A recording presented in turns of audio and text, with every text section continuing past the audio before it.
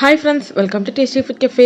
இன்னைக்கு நம்ம வீடியோல பஞ்சு போல சாஃப்டான இடியாப்பம் ஒன்னோட ஒன்று ஒட்டாம சூப்பரா எப்படி செய்யறது அப்படின்னு வீடியோல பார்க்க போறோம். இது போல இடியாப்பம் செஞ்சு பாருங்க. ஃபெயிலியரே இல்லாம ரொம்ப சூப்பரா வரும். வீடியோக்குள்ள போறதுக்கு முன்னாடி நம்ம சேனலை சப்ஸ்கிரைப் பண்ணாதவங்க சப்ஸ்கிரைப் பண்ணிக்கோங்க. பக்கத்துல இருக்க பெல் ஐகானையும் கிளிக் பண்ணிக்கோங்க. அப்பதான் டெய்லி போஸ்ட் பண்ற வீடியோஸ் உங்களுக்கு நோட்டிஃபிகேஷன்ல வரும். இடியாப்பம் செய்யறதுக்கு ஒரு பாத்திரத்துல தண்ணியை கொதிக்க வச்சு எடுத்துக்கோங்க. இந்த அளவுக்கு தண்ணி நல்லா கொதிக்கணும். ஒரு மிக்சிங் பவுலில் 1 கப் அளவுக்கு பச்சரிசி மாவு சேர்த்துக்கோங்க. நான் வீட்டில் அரைச்ச இடியாப்ப மாவு தான் சேர்த்துருக்கேன். நீங்கள் கடையில் வாங்கினது கூட பயன்படுத்திக்கலாம்.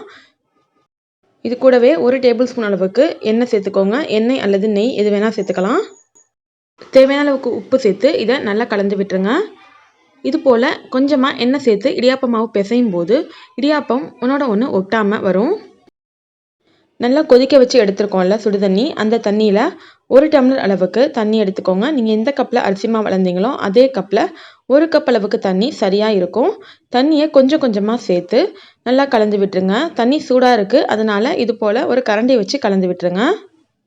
நல்லா சூடான தண்ணி சேர்த்து இடியாப்பம் பிசையும் போது தான் இடியாப்பம் நல்லா சாஃப்டாக இருக்கும்.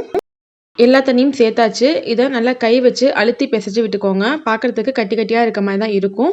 இது போல் நல்லா அழுத்தி பிசைஞ்சிங்க அப்படின்னா நல்ல ஒரு சாஃப்டான மாவு கிடைக்கும். உங்களுக்கு கொஞ்சம் ட்ரையாக இருக்கிறது மாதிரி இருந்தது அப்படின்னா கொஞ்சமாக தண்ணி சேர்த்துக்கோங்க. தண்ணி அதிகமாக சேர்த்திங்கன்னா இடியாப்பம் உதிரி உதிரியாக கிடைக்காது. இந்தளவுக்கு மாவு கையில் ஒட்டாமல் சாஃப்டாக இருக்கணும். மாவை ரொம்ப கெட்டியாக பிசைஞ்சிங்க அப்படின்னா இடியாப்பம் சாஃப்டாக இருக்காது. ரொம்ப தண்ணியாக பிசைஞ்சிங்க அப்படின்னா உதிரி உதிரியாக கிடைக்காது. இந்தளவுக்கு சாஃப்டாக பிசைஞ்சு எடுத்துக்கணும். இதுதான் கரெக்டான கன்சிஸ்டன்சி.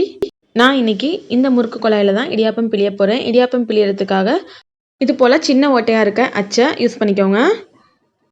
பிசைஞ்சு எடுத்து வச்சுருக்க மாவு பாதியை எடுத்து முறுக்கு குழாயில் சேர்த்துடலாம். இதே ப்ரொசீஜரில் இடியாப்பம் செஞ்சீங்க அப்படின்னா பூ போல் நல்லா சாஃப்டாக உதிரி உதிரியான இடியாப்பம் வீட்டிலே செய்யலாம்.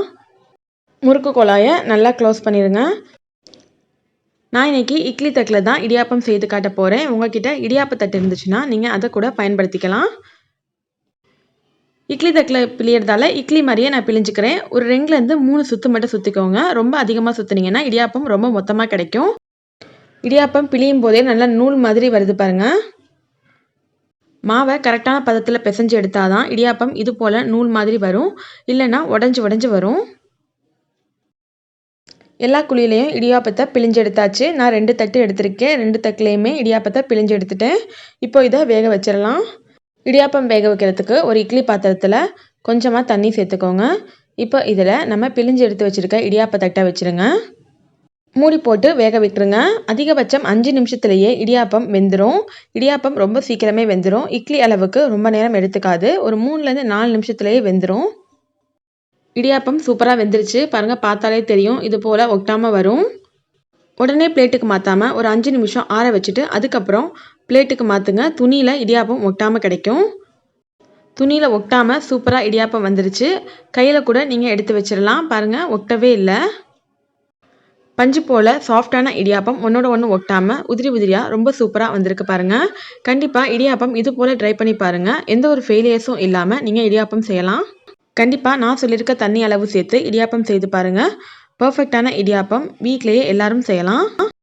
இந்த ரெசிபி உங்களுக்கு பிடிச்சிருந்துச்சுன்னா மறக்காமல் லைக் பண்ணுங்கள், கமெண்ட் பண்ணுங்கள், ஷேர் பண்ணுங்கள். தேங்க்யூ.